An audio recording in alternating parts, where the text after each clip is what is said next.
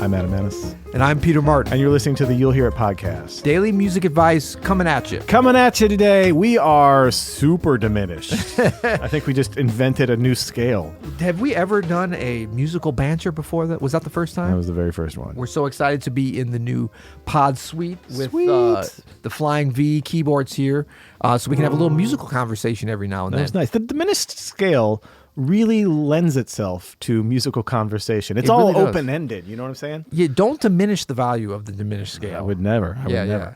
I mean, if you do, you're going to find diminishing returns for sure. So we're talking about the diminished scale because we want to know, what the hell is it? Yeah, what the hell is the diminished scale? This is part of our series. You know what? What the hell is that? And I'm an expert in this because for many years, I could play and could hear a diminished scale, yet I didn't know what the hell it was. So maybe, did I know what the hell it was? I don't know. But I didn't know how the hell to talk about it. But now, I've come full circle. I got my first melodica when I was like 20 years old or something. And I used to, really not knowing much about the diminished scale at that time, but I used to play it on the melodica and like pretend it was Toots Thielman. You know, Toots? Oh, yeah. Because to me, it was like, oh, it sounds so much like jazz. On a melodica, it sounds like I would just be like, I'm Toots, walking around. And I mean, look, this scale is allegedly legal in the classical world and several other worlds. They don't know anything about that. Yeah, but it's weird. Like, classical musicians kind of, they don't really, do they know the scale? Like the logic of it? They don't really know about it. All right, well, let's talk about what the hell it is first. Yeah, so there's a couple of ways that you can use the diminished scale. The first way, I thought we were talking about what the hell it is, not the how the hell do we use it? Oh, okay, sorry. It's an octatonic scale. It's an 8-note scale, right? Okay. And it's a... What is octaton? Oh, 8-note scale. 8-note scale. Yeah, I demonstrated what it was. So, okay. But to get even further, so it's a very symmetrical scale. The way that we're going to start by talking about it is what we call the half whole diminished scale. And the reason why it's called that is because it's a series of half steps and then whole steps. And then it just repeats that pattern until it goes back to the start. So if we're starting in C, it's C, D flat, E natural, F sharp, G, A, B flat, C. And the 8-note part of the scale, 1, 2, 3, 4, 5, 6, 7, 8, and then the 9th is you're repeating the octave. Right. And so if we were to start this on D flat, it's not that. That would be a whole half. Right. It's a whole different scale. Same intervals. Right. Half note or half step, whole step, half step, whole step until it repeats. And then it does it one more time with D. Yep. Right. And then that's it. Because once it gets to E flat, it's the same pattern as it was in C. It's in fact the same notes. It's diatonically the same. Exactly the same notes. Yep. And so if you take the keys that we're in here, it creates a diminished chord. If you skip a note, now we have this diminished 7th chord. Yeah. C, but do not E diminish flat, the value of that chord. F sharp, chord, A, right? please. So the sound is the most important part, and it sounds very ambiguous. It sounds like it's not on solid ground, this chord. It is not. It's transitional. It's the part of your story when you're leading to something else, but you've got some choices, but you want to kind of leave a little bit of suspension with the audience. I mean, like this is the actual usage of it, but this is also the sound of the thing. That's right. That's why I used to old school, like 70s television be a lot of... Right. Like going to the commercial break, that was unresolved. It was unresolved. It's got that sound built into it. The chord and the scale even more so, because you've got all those different possibilities that are within that half whole diminished. So in improvised music, we use the diminished scale as a system of tension. Yep. And we do this most often actually not on a diminished chord, but most often we do this on a dominant 7 chord. With alterations. That's exactly what we were doing in the intro. We were doing a C7, flat 9, sharp 11, or I think I played this voicing, C, E, F sharp, B flat. I don't know what you were playing, but it's really a C7 13 because the A natural's in there. Yep. With a sharp 11 and a flat 9, sharp 9.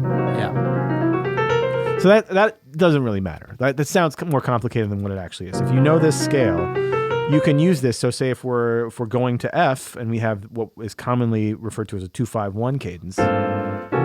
Oh. Right over this C7.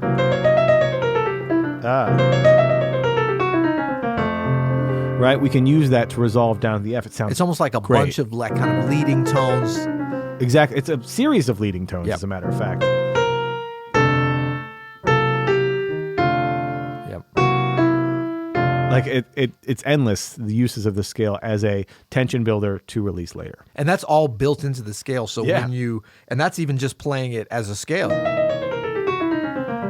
Which is how we almost never play it. Exactly. That's the funny thing about it. So now we know what it is. And just to kind of reiterate that there's 3 of these, I think, this is something that's not, it's commonly understood, but you have to really think about how you're going to apply this to your playing and to your learning and really internalizing the scale to have success with it. Yeah. Like there are literally just 3 of these scales that you need to learn. And by learn, I mean, if you're a pianist, really getting them to your hands, if you're a trumpet, getting the finger, for your particular instrument to really know them.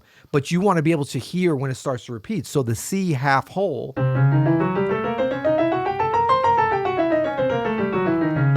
you want to think about hearing it, Right. that same diminished pattern or fully diminished chord, so that when you start here, you're hearing that same, because it is a symmetrical octatonic type of scale, Yeah. that you're hearing those same intervals as you move through that on the micro and the macro level. The one thing that unlocked this for me on dominant 7th chords, and I've since shared this with some of our open studio students, and they were very enthusiastic about a light bulb moment for them, is you can think about this. In jazz, we have what's called the tritone substitution, right? So if I have a C7 chord, you can substitute that with the 7 chord from a tritone away, in this case, G flat, right? Which is like a half step movement to our F chord, right? So I like to think about this sometimes as a C7 going down and then a G flat 7 going down. Right? So it's like the top half of a C7 and the top half of its tritone sub G flat 7. I like it. That, to me, growing up with tritone subs, just unlocked how easy this could be. Well, and that's the magic of an 8-note scale compared to all the 7-note scales that we learn and all the modes of the major scale. Yeah. Is how this can interplay with rhythm, because you've got 1, 2, 3, 4. Right. 1, 2, 3, 4, and then you're right there. Whereas if you're doing even like an alter scale, which would kind of work good, 1, 2, 3, 4, 1, 2, 3, 4, 1, and now you're already into the next octave, and it's fine. Yeah. But it's just a different kind of usage. So, the thing I like to do with that, and I love that too. I used to kind of hear it like that. I never thought about it, and when you mention it, that C7, F sharp 7, that really started to make sense in terms of the construction of dominant scales and how they apply to this half whole, because that's really the function of what we're using it over, that kind of chord. So it makes sense. Exactly right. And that way you can use it for any tritone sub. Like it works on the F sharp 7 or G flat 7 just as well as it does on C7. Yeah. And another cool thing about that going through, so if you think about the C7, F sharp 7, you can also think about Right. all the way. So C7, C7, E flat 7, F sharp. A. We're playing the same. Exactly. thing. Hey, great minds think alike. That's right. Yeah. But, and then these are kind of the most basic ways we're doing it. The actual function of it, well, the usage of it is a lot of times same kind of cluster of notes, and we love to look at clusters on the piano. Right. But how are you going to mix it? Take a shape and turn it into some music instead of just a scale. So now you're getting into the real advantage of the diminished scale, and that's shapes. Because it's symmetrical. What the hell is the real advantage of a diminished scale? The hell it is. It's these symmetrical shapes. Because this scale is broken up into 4 equal parts, essentially. Yeah. There's 4 different. If you find a shape that fits those notes, you can take it up or down in minor thirds, and it'll work. Like I think on our intro, I was playing something that I love to play over this, which is like. It's like a major and minor triad, right? So here I have an A, major triad, and minor triad, right? So I have C sharp, C, A, E.